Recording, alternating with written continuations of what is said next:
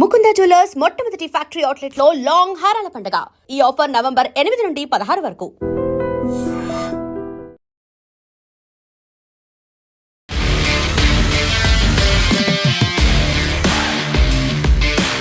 నమస్తే, welcome to I dream talking point with Kavitha. ఢిల్లీలోని Red fort దగ్గర జరిగినటువంటి కార్ బాంబ్ బ్లాస్ట్ కేసుకి సంబంధించి విచారణలో సంచలన విషయాలు వెలుగులోకి వస్తున్నాయి. రెడ్ ఫోర్ట్ దగ్గర మాత్రమే కాదు, ఈ సంవత్సరం రిపబ్లిక్ డే అంటే జనవరి 26న కూడా ఈ తరహా బాంబ్ బ్లాస్టులు జరపాలని ప్లాన్లు వేసినట్టుగా కాకుంటే అది ఎగ్జిక్యూట్ అవ్వలేదని, ఆ తర్వాత దీపావళి రోజు జరపాలని చూసినప్పటికీ అది కూడా అనుకున్న ప్రణాళిక ప్రకారం జరగలేదు అనేది. బట్ రాబోయేటువంటి గణతంత్ర దినోత్సవం అంటే జనవరి 26న కూడా మళ్ళీ ఈ తరహా బాంబ్ బ్లాస్టులు జరపాలని, అది కూడా గతంలో 26/11 తరహా బాంబ్ బ్లాస్టులు ఒక సిరీస్ ఆఫ్ బాంబ్ బ్లాస్టులుగా జరపాలి అనేటువంటి వ్యూహ రచన చేసినట్టుగా పోలీసుల అదుపులో ఉన్నటువంటి టెర్రరిస్టులు అందిస్తున్నటువంటి సమాచారాన్ని బట్టి తెలుస్తోంది. గతంలో ముంబైలో జరిగింది 26/11 అటాక్ అనేది. ఆ తరహా కుట్ర చెయ్యాలి, ఎర్రకోట, India gate, constitution club, Gauri Shankar ఆలయం వంటి ప్రధాన ప్రాంతాలను లక్ష్యంగా చేసుకొని ఈ కుట్ర జరిగినట్టుగా పోలీసుల దర్యాప్తులో వెల్లడైంది. దేశవ్యాప్తంగా ఉన్నటువంటి రైల్వే స్టేషన్లే కాదు, షాపింగ్ మాల్స్లో కూడా దాడులు చేయాలన్నట్టుగా ఇప్పుడు ఆ ఉగ్రవాదులని ఇంట్రాగేట్ చేస్తున్నటువంటి సంబంధిత వర్గాలైతే చెప్తున్నాయి. నవంబర్ 26, 2008న ముంబైలో వరుస దాడులు జరిగాయి. అప్పుడు Taj Mahal hotel, Oberoi, Trident hotel, Chhatrapati Shivaji Maharaj Terminus, Leopold hospital సహా మొత్తం 12 ప్రాంతాల్లో బాంబ్ బ్లాస్టులు అనేవి జరిగాయి.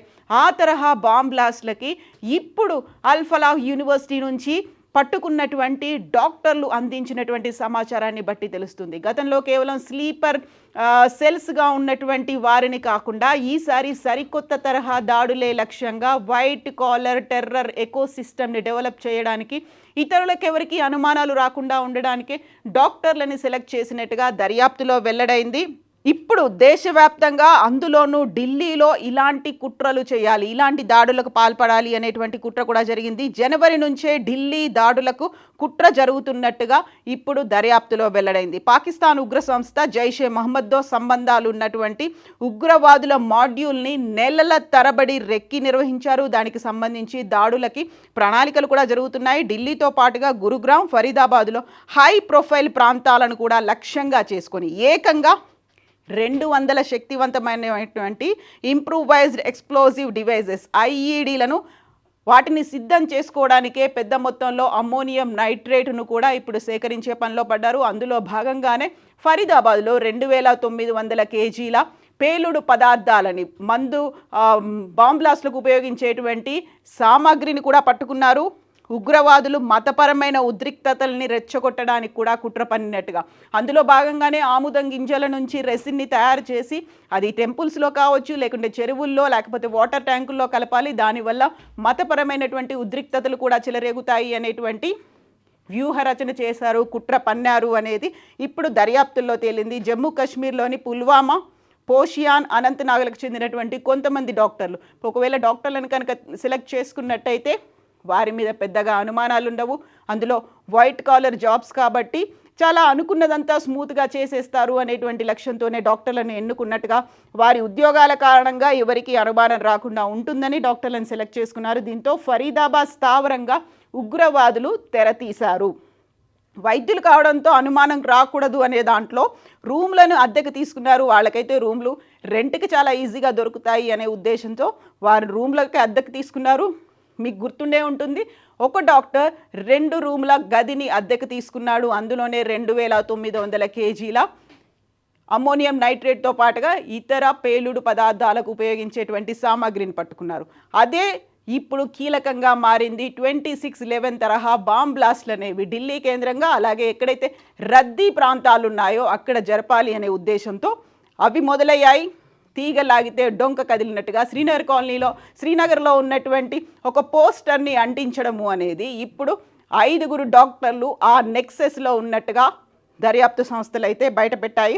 అందులో 3 డాక్టర్లు షాహిల్ సయీద్, ముజమ్మిల్ షహీల్ గనాలే, అదిల్ రాథర్తో పాటుగా సోమవారం ఆత్మాహుతి దాడిలో చనిపోయినటువంటి మరొక డాక్టర్ ఉమర్ నబీ, ఈ ప్లాన్లో కీలకంగా ఉన్నారు. దీంతో పాటుగా ఒక ఉమెన్ డాక్టర్ షాహీన్ షహీద్ కూడా చాలా కీలకమైనటువంటి రోల్ ఇందులో ప్లే చేసినట్టుగా. వీరందరూ అల్ ఫలాహ్ యూనివర్సిటీకి చెందారు. వీరందరికీ ఒక నెక్సెస్ అనేది ఏర్పాటైంది. AK-47 రైఫిల్స్ ఉన్నాయి. దీంతో పాటుగా అమ్మోనియం నైట్రేట్ దొరికింది.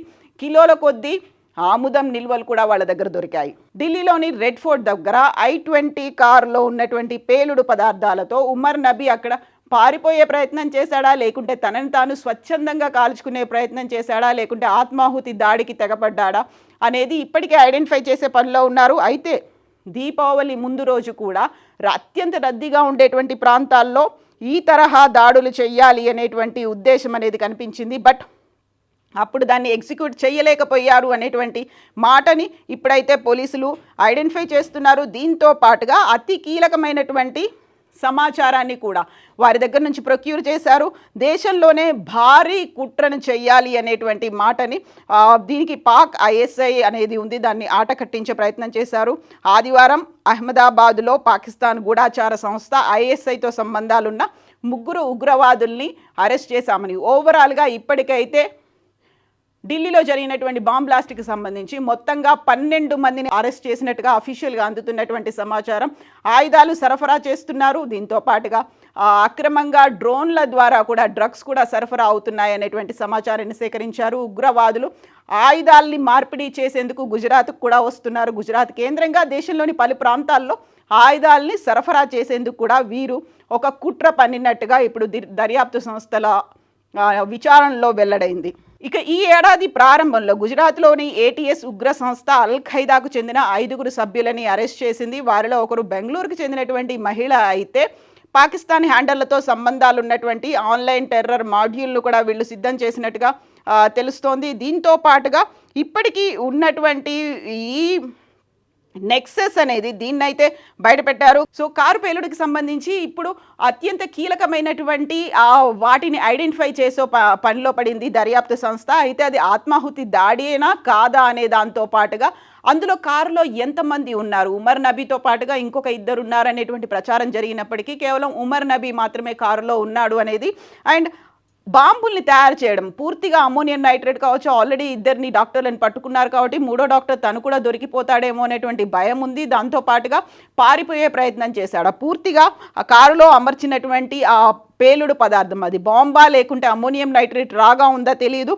సో అది ఒక లోపం జరిగింది. అందువల్లే నష్టం తీవ్రత అనేది చాలా తక్కువగా ఉంది. అది కూడా ప్లాన్డ్గా లేదు కాబట్టి, సోమవారం హాలిడే కాబట్టి ఆ రోజునే ఈ ప్రమాదం జరిగింది అనే దాంతో పాటుగా అందులో ఎలాంటి మెటీరియల్ను ఉపయోగించారు. యూజువల్గానే ఏదైనా బాంబ్ బ్లాస్ట్ జరిగింది, అది కూడా భారీ శబ్దంతో జరిగింది అంటే భారీ స్థాయిలో ఒక గొయ్యి ఏర్పడే అవకాశం ఉంటుంది. బట్ ఢిల్లీలో జరిగినటువంటి ఈ బాంబ్ బ్లాస్ట్లో అలాంటి గొయ్యి ఏర్పడలేదు. At the same time Umar Nabi శరీరంలో కూడా ఎలాంటి శకలాలు కూడా కనిపించలేదు, బాంబుకి సంబంధించినటువంటి శకలాలు కనిపించలేదు.